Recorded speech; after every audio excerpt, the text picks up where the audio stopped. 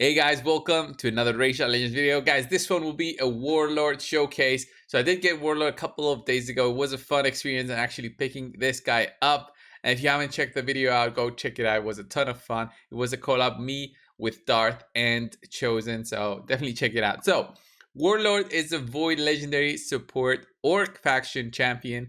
I do have him built in a more PvP focused way. I will discuss on how to use him if you want to use him in some other different areas. There's a couple of different builds that you can use with Warlord just because of how different his kit is. We'll go over that first and then come back to the gear and discuss on how you can actually change it up for different focus other than PvP. First things first, guys, his bludgeon skill, his A1, attacks on enemy 25% chance of increasing the duration of all debuffs on the target by 1 turn. Fantastic skill, even if this is only 40% chance when fully booked, and the book value of this champion is 100%. Book him out. There's no questions about it. If you have the books, then do use them on this champion. So his A1 is something that you can actually use for, let's say, the dungeons, but also the clan boss. He is not a bad champion to use for the clan boss. He does provide some good utility, but where he really shines is honestly not the dungeons or the clan boss, and it's actually PvP. So let's look at his A2 and A3, which is where he's really strong at. So protection of gods. Place a block debuff buff on all allies for 1 turn, then place a shield buff on all allies for equal to 30% of this champion's max HP for 2 turns. Heals all allies by 25% of their max HP. So not only does he block debuffs on all allies, he also shields them with a good amount of shield, 30% of his max HP. Depending on how you build him, then he's gonna have a lot of HP to actually bring in a big shield to your whole team. And then finally, his A3. Look at this. This is what makes him so good. Orcus Rituals attacks all enemies. 70% chance to put each target skills on cooldown. So you basically lock the enemy out when you have this fully booked. 100% chance. Has a 30% chance to fully deplete each target's turn meter. And this goes all the way to 40, 50, 60% when you actually book it out. And I recommend booking it.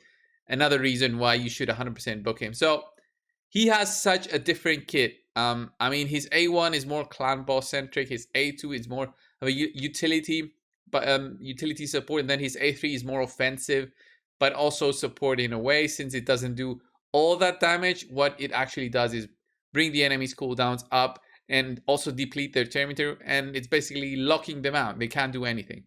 And then finally, if that wasn't enough, he has an all ally resistant battles by 80. So this is one of the strongest auras in the game that you can actually have for all battles. Increase your allies' resistance. Resistance is actually very useful in areas like the Doom Tower. It has come to our attention now that the resistance is so important in 2021 that is actually, I do recommend people maxing out resistance second instead of anything else in terms of account progression. And then finally, masteries. I'll go through these first. I'm gonna go through the gear because this actually dictates on how you're gonna build the masteries for a champion like Warlord. The reason that I'm saying this is because Warlord has so many different builds. I mean, you can get him in lifesteal and focus on his A1 and actually extending the duration of debuffs on the target. That's going to be a more clan boss centric build. How I've built him is more PvP focused, and it's not even end game PvP because of the gear. I'm now limited by my gear and how much more I can improve on this. So I do have an immunity set and a speed set on my Warlord. Ideally, I would have had a perception set on him instead, just so I can get his accuracy way higher than this. His accuracy is very low, 310 for arena. This is very low. Ideally, you would be at a 350 range so that you can actually lock out the majority of the targets. You won't lock out the more tanky targets, but you want to be locking out especially the damage dealers. That's who you want to be targeting with this. So his health is good because he does have a high base health. But where I was focusing with this build is using immunity set and the speed set so I can get him with very high speed and also very high accuracy so that he can actually intercept the enemies and bring in their cooldowns up using that big A3 with his accuracy there. So ideally, if I had an accuracy chest plate here instead of an HP chest plate, I would have done that instead so I could get close to 400 accuracy. I did focus on accuracy on his amulet and banner, of course, and try to get as much accuracy as I could from other pieces of gear, but it's not always possible when trying to max out a champion. So in terms of masteries, because I was focusing on accuracy, I went this route, guys, going all the way down to Eagle Eye, of course, picking up Sniper because it does benefit his A3, 5% more chance to actually decrease the perimeter of the enemies. Evil Eye is, of course, amazing.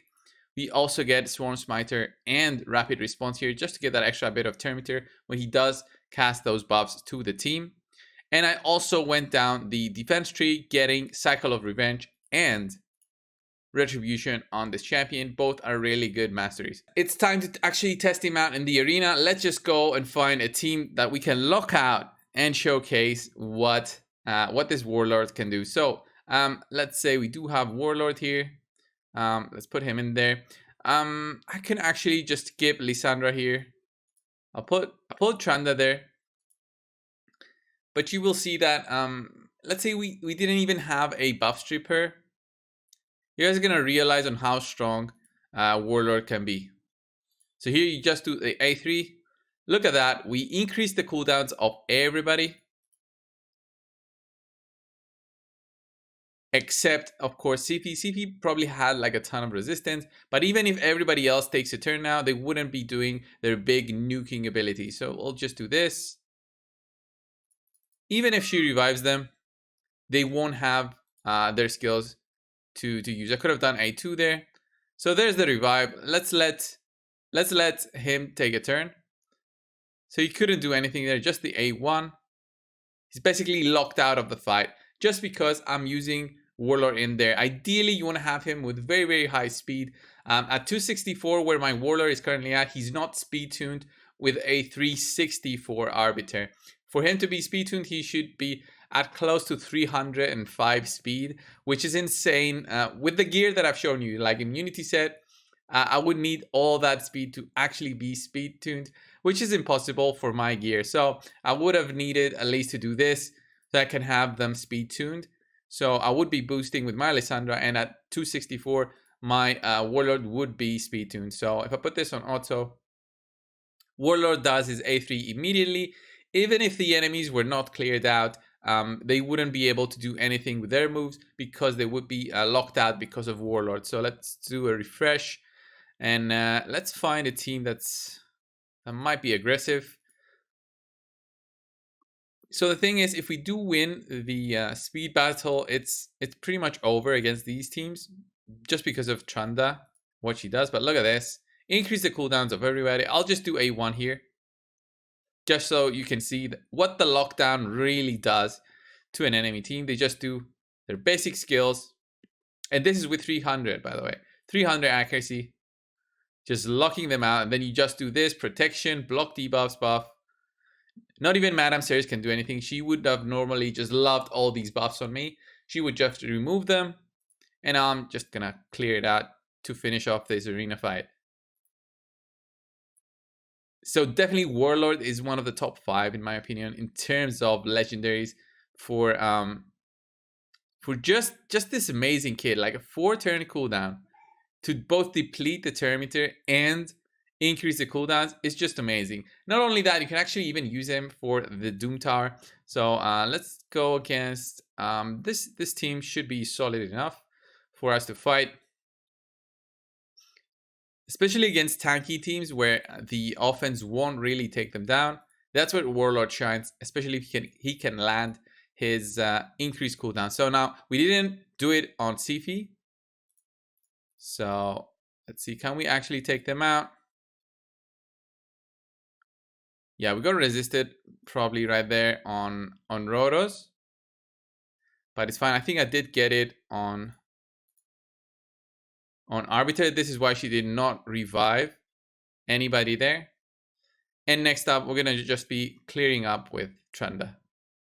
So even if you do get resisted, you have to be very careful and noticing those resists. If you do get the first resist, it means you got resisted on the increased cooldowns. The second resist would be the increase in the decrease in turn meter. So it's different, but it does it does show when you actually take some notice when you are fighting. So this team, it looks to be like a very annoying team with the Lydia in there. Let's go again. It's going to be the same thing on auto. Just because my team has immunity sets, Warlord does his A3 first. This is very important. You need to have at least 2 out of 4 of your team with an immunity set for him to do his A3 first. I should have said this a bit earlier, but if you don't have an immunity set to your champions, then Warlord will be doing his A2 first on auto, which doesn't work as well because that's not what you want to do. That's not what you want him to do on defense. On offense, you can actually guide him through, but on defense, you got to be very, very careful. In terms of dungeons, I would say that Warlord can fit in any of the dungeons, even the spiders den. His block debuffs buff and also the shield that he provides is very, very useful. I would say the most utility would be in places like the Ice Golem's Pick and Fire Knight's Castle, although I wouldn't use him in the Fire Knight just because of his A1 being a single target skill. He does have a way to deplete the Terminator, so it will be useful for Fire Knight if you don't have anything else in terms of Terminator manipulation. For the Ice Golem, I think it's the best in there because he does provide both a shield and a block debuff buff. And also, you know, the Terminator reduction can definitely help with both the ads and the boss because this boss is also manipulated. His Terminator can be manipulated. So very, very, very good in those areas. And finally, the Doom Tower, I would say that you can actually use him all the way up to Doom Tower hard 120 right here on this boss. This boss is can be manipulated. His Terminator can be manipulated. This was my team that actually beaten it before, but I actually can use Warlord in this team here instead and actually take this boss down because Warlord will be increasing the cooldowns of this boss if you do have it with a proper rotation. So I did not have Warlord when I did try this the first time. I'm not going to try this for you guys now because this run usually takes like 10 minutes. It's going to be a bit too long, but definitely check out Warlord, guys. If you did get him, congrats. He's one of the top 5 legendaries, I would say, that you can pick up from a Void Shard. Among, you know, Siphi, Hegemon, Kresk, he is definitely deserving a top 5.